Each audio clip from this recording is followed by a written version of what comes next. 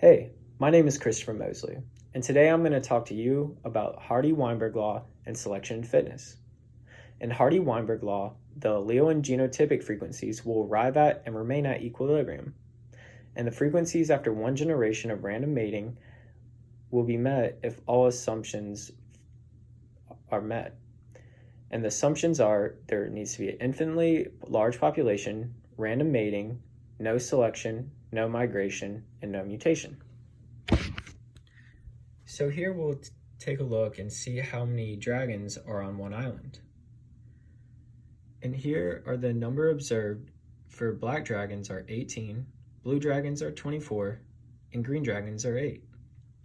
The allele frequencies for big A is equal to P, which gives us 0.6, and the number of big A alleles divided by the total number of alleles gives us this number.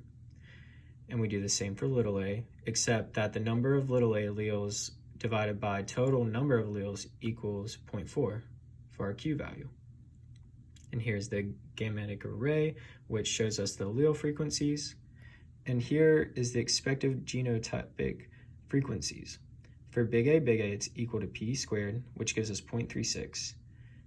For blue dragons, it's equal to 2PQ, which gives us 0.48. And for green dragons, it gives us the value of 0.16, and all these values should equal to 1. Here is the chi-squared test.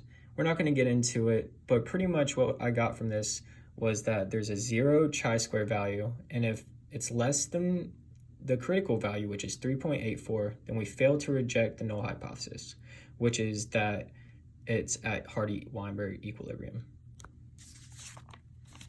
Here is the relationship between allele and genotypic frequencies at Hardy-Weinberg equilibrium. So here we see that we get close to the same values that we have.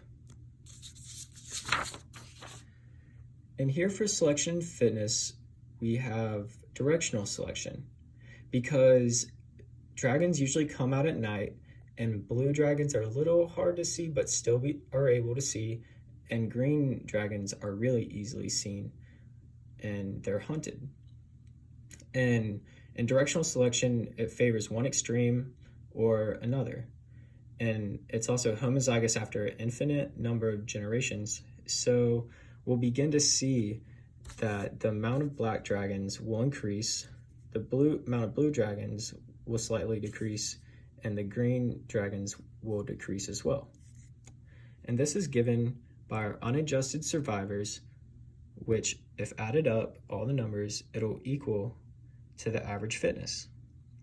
And if we divide all these unadjusted survivors by the average fitness, we'll get the new relative frequency after selection. Thank you.